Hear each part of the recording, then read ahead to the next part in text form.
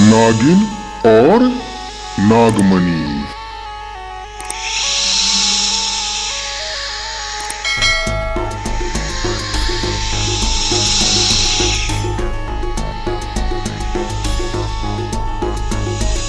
बहुत समय पहले की बात है।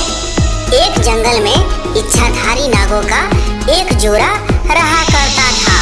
वैसे तो यह जोड़ा सामान्य नागों की तरह जंगल में विचरण करता था और अपना जीवन यापन करता था, लेकिन पूर्णमासी के दिन ये दोनों जोड़ा मणि को बाहर निकालकर ये एक दूसरे से प्रेम कर रहे थे। तभी वहाँ पे एक इंसान आया। अरे ये लाल लाल क्या है? अरे ये तो मणि है। अरे इच्छाधारी नागों का जोड़ा भी है, हमें यहाँ से निकालना चाहिए, खतरा है। इससे पहले मैंने ऐसा दृश्य कभी नहीं देखा था।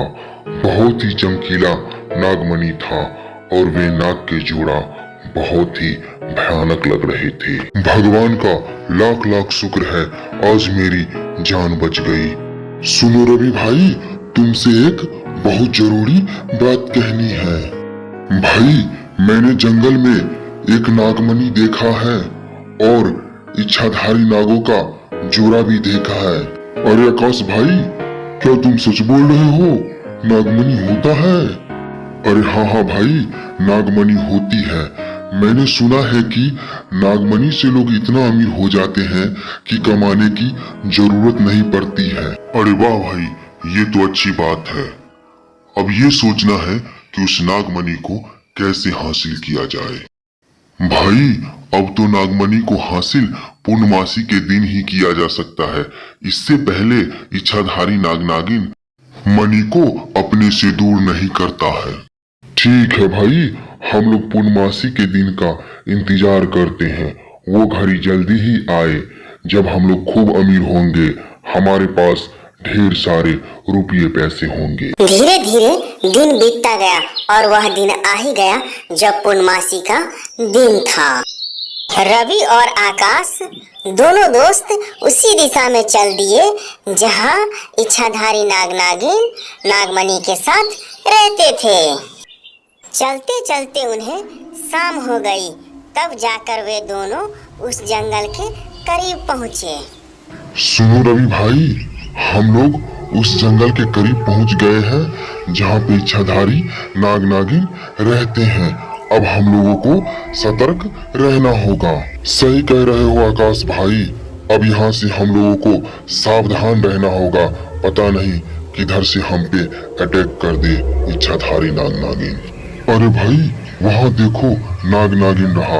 अब हम लोग उस पे अटैक करेंगे अपने बंदूक से और हम लोग नागमणि लेकर यहाँ से चले जाएंगे।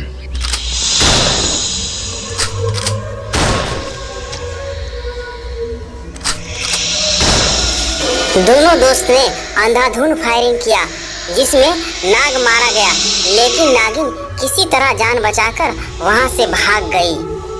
चलो भाई, हम लोग जल्दी से नागमणि लेकर जंगल से बाहर निकलते हैं। वे दोनों जंगल से मणि लेकर वे शहर गए और उसे बेचकर बहुत बड़े आदमी बन गए।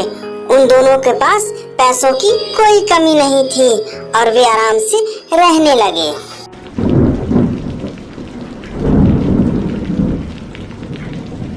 इच्छाधारी नागिन के पास ऐसी शक्ति थी जिससे वह बिना मणि के भी पता कर ली कि किसने नागमणि लिया है और किसने नाग को मारा है।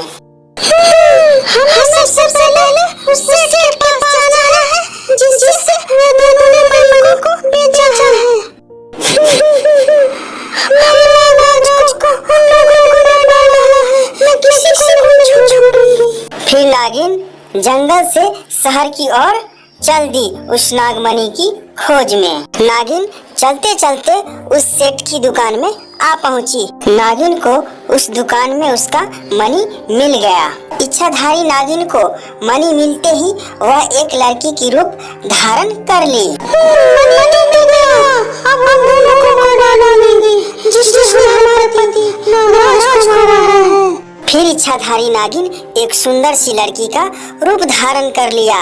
इसके बाद वह रवि और आकाश की खोज में निकल पड़ी। लगता है यही आकाश का घर है, हमें घर के अंदर जाना चाहिए।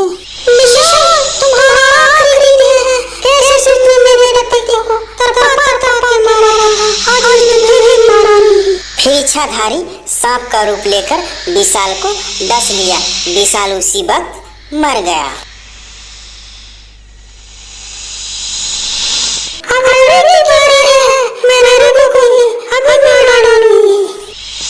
फिर इच्छाधारी नागिन ने रवि को भी डस लिया और उसे भी मार डाला। इसके बाद इच्छाधारी नागिन हमेशा के लिए उस शहर को छोड़कर कहीं दूर जंगल में चली गई।